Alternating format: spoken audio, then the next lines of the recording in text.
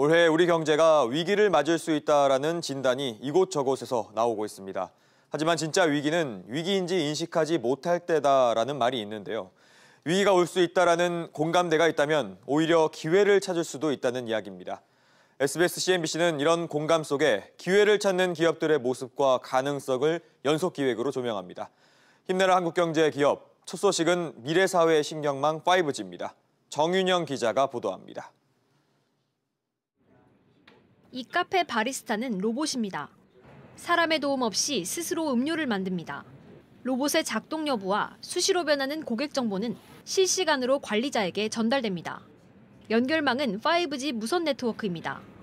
빠르고 신뢰성 있는 네트워크를 통하여 무선으로 대체하여 이동성이 높아진 점이 가장 좋은 점입니다. 전원선만 확보되면 행사장이나 좀 더 야외에 쉬운 곳으로도 옮겨갈 수 있게 되어서 이동통신사들은 공장, 농경지 등 5G 네트워크를 다양한 영역에 적용하며 사업 모델을 창출하고 있습니다.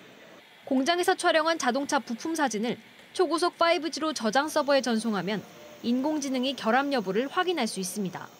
5G망을 기반으로 수십 킬로미터 떨어진 곳의 트랙터를 관제센터에서 원격 조정하는 것도 가능합니다. B2B 영역에서 굉장히 아마 변혁을 가속화시켜 나갈 것 같다라는 그런 생각을 해봅니다. 스마트 시티라든지 스마트 팜이라든지 드론이라든지 로봇이라든지 이런 영역에서 기술이 굉장히 중요시되는 그런 큰 모멘텀을 5G는 제공해준다. 이동통신 서비스와 관련한 전 세계 5G 시장은 내년 40조 원 규모에서 2025년에는 20배 넘게 성장할 것으로 보입니다. 5G의 경우 LTE보다 용량이 약 100배 정도 늘어나고 속도도 한 20배 정도 빠르기 때문에 기존의 유선망으로서만 가능했던 각종 기업 통신 서비스들이 무선으로도 가능해지기 때문에 B2B 서비스가 활성화될 것이라고 보고 통신 서비스업자들이 집중 투자를 하고 있는 것입니다. 이동통신사뿐만 아니라 전자업계도 5G 시장 잡기에 나섰습니다.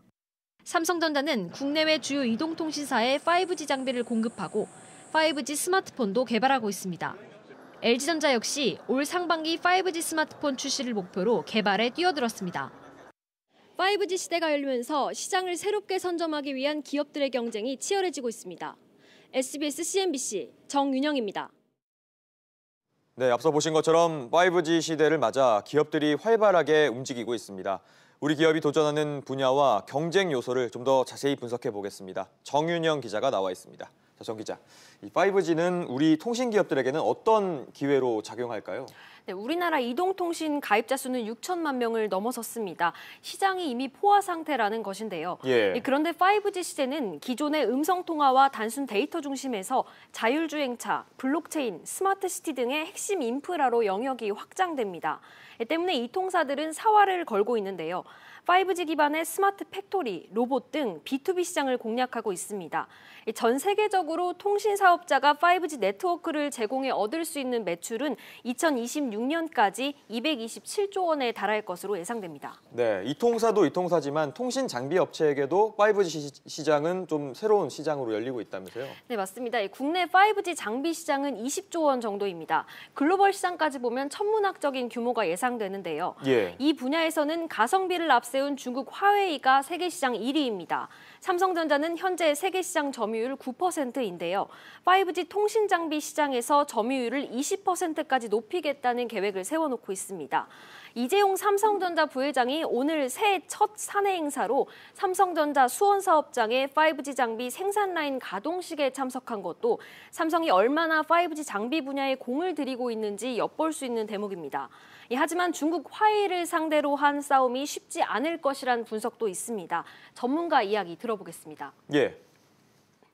미국이 이렇게 압박을 한다 하더라도 시장에서 화웨이 통신 장비를 쓰는 MS 비율은 그다지 변화가 있지는 않을 것으로 보여집니다. 화웨이가 가지고 있는 이 가성비에 대한 절대적인 경쟁력 때문이죠. 대체 제품을 삼성을 쓴다고 했을 때 가격적인 부분에서 많이 이렇게 점프가 되기 때문에 기업 입장에서는 쉽지 않죠.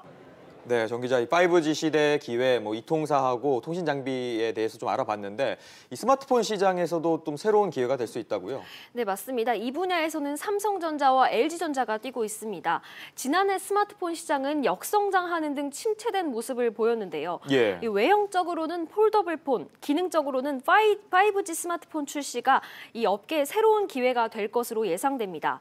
글로벌 5G 스마트폰 시장은 4년 뒤 3억 대가 넘을 것으로 전망됩니다. 삼성전자는 오는 3월 5G를 지원하는 갤럭시 S10을 출시할 것으로 보이고 LG전자도 비슷한 시기에 5G 스마트폰을 공개할 것으로 예상됩니다. 예. 중국 화웨이와 샤오미도 상반기 내에 5G 스마트폰 출시를 할 계획입니다. 결국 장비와 스마트폰 모두 중국 업체와의 치열한 경쟁이 불가피해졌습니다. 네, 알겠습니다. 정 기자 얘기 잘 들었습니다.